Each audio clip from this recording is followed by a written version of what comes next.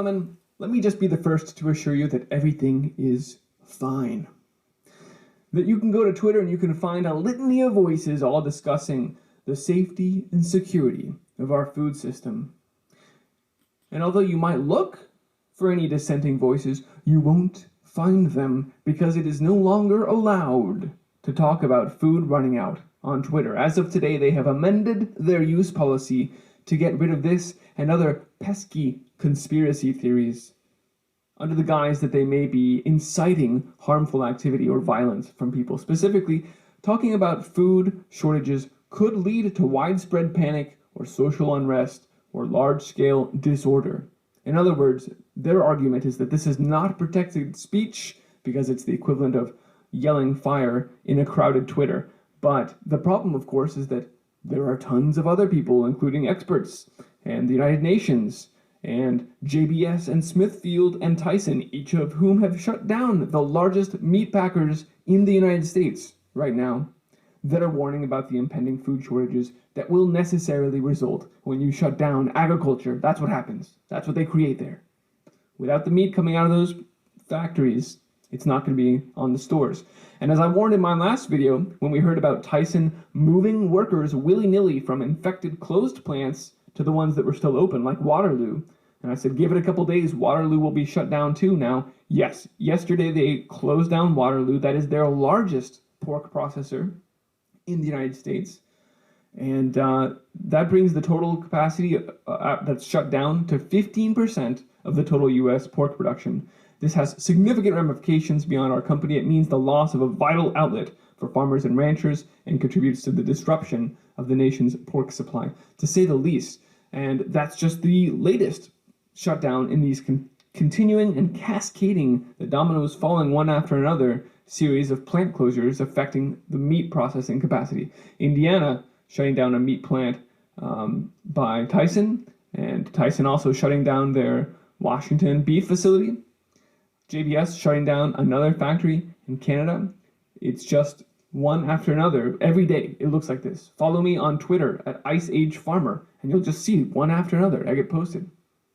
We're also now seeing warnings that the USDA inspectors themselves have been infected with this coronavirus and might be spreading it as they go from plant to do the inspections. So it's just a question of who's watching the watchers at this point. Just a disaster on all fronts.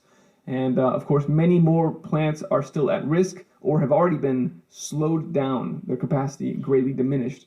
We read here from USA Today, operators may have to choose between workers' health or meat in the stores. And I just want to point out, there was another plant that has already been now shut down for 2 weeks that was scheduled to come back online, but the union is saying, hell no, we're not going in there. We're not going to come to work in those conditions again. You must be out of your mind. So although most of these plants have been closed indefinitely, even those that put a come back to work date on it aren't finding themselves able to start back up. So production is slowed down across the board. We are eating through our reserves. The USDA's report yesterday on cold storage revealed that we are taking a larger month-to-month drawdown in frozen pork stocks and other proteins as well. And that was before these plants were even shut down. That's before we've even started feeling the real heat that results from these plants shut down. And like I said, experts across the industry are warning we're heading straight into this meat shortage. Prices are getting weird from the LA Times today. This really puts it all out there. This is what I've been saying for weeks, but now this is straight from the LA Times. Currently, 15% of hog slaughtering capacity is offline. There are additional slowdowns in beef, poultry, and pork. We went through each of the proteins in my last video and talked about the mass kills that are already going on. Euthanasia, it's horrific out there. We are in a sea of death, and you may not hear it or see it, but you can feel it if you know what's going on. This is a situation, yes, where pigs get euthanized and buried as supplies back up. Meanwhile, retail costs are going to rise as grocery stores will mandate rationing on pork chops. This is each of the things that we said in our 2-week outlook just last week. The National Guard was activated to help protect the supplies. There's the government getting involved to make sure continuity of food supply. Here, according to Dennis Smith, senior account executive at Archer, quote, meat shortages will be occurring 2 weeks from now in the retail outlets. This is exactly what we said. There is simply no spot pork available. The big box stores will probably get theirs, but nobody else has any chance. In March, frozen pork inventories, like we just looked, dropped 4% from February. That's the biggest drops in March since 2014. So we're drawing down what we do have frozen. And as he says here, when you talk about cold storage, it's never really that much. It's roughly about a week's worth of production in the freezer. So that's our buffer. Folks, we've shut down the processing. We've got a week of it in the freezer. And that's why 2 weeks from now, it will no longer be in the stores. You will be some cuts that aren't there at all. And on the rest of it, you'll be severely limited to what you can buy.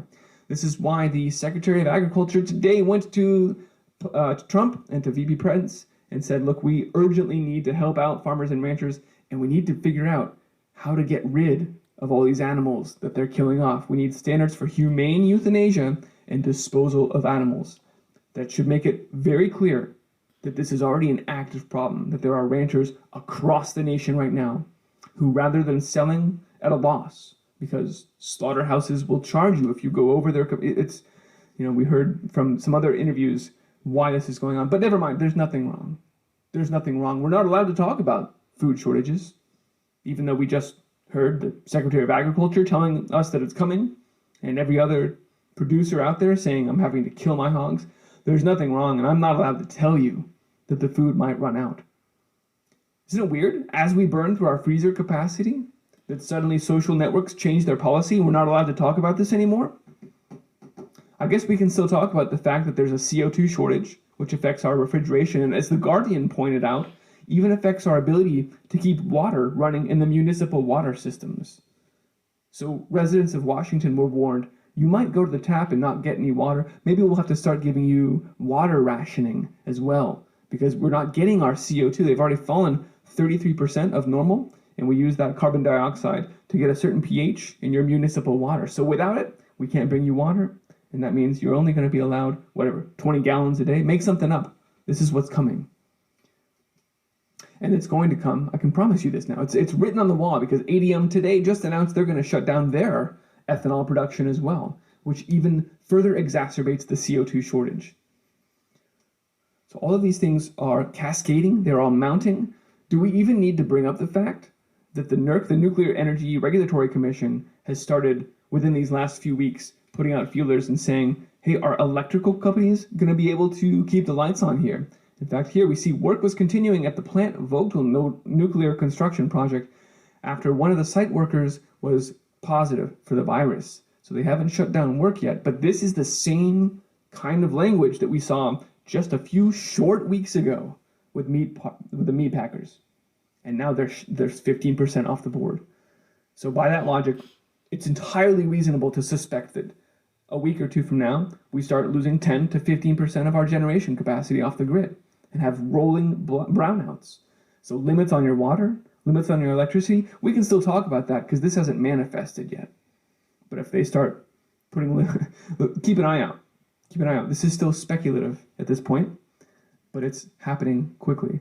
And like I said, the government is putting out warnings. NERC is saying you need to be prepared, and they're actually specifically calling out cyber attacks and social engineering attacks. So those Chinese hackers could call up nuclear power plants and say, yeah, I'm supposed to be working from home, but I forgot my password. Can you reset it for me and get access to the nuclear power plant and shut down the grid? But like I said, that's all speculative, whereas the food system, that ship has sailed. These shortages are baked in. They will be happening now. The rationing in the next couple weeks here, you will see it. And it's not a coincidence, folks. Bill Gates, Cargill, who's big ag, and even PETA all partnered up years ago and said, we are going to get rid of animal agriculture. That was Memphis Meats. And then Bill Gates went on to fund with multiple millions of dollars also Impossible Foods, whose CEO said, yes, we're coming out. We're ending animal agriculture. These are their stated goals, and we are now watching them execute on them. This is why they were giving millions of dollars to these lab-grown protein companies.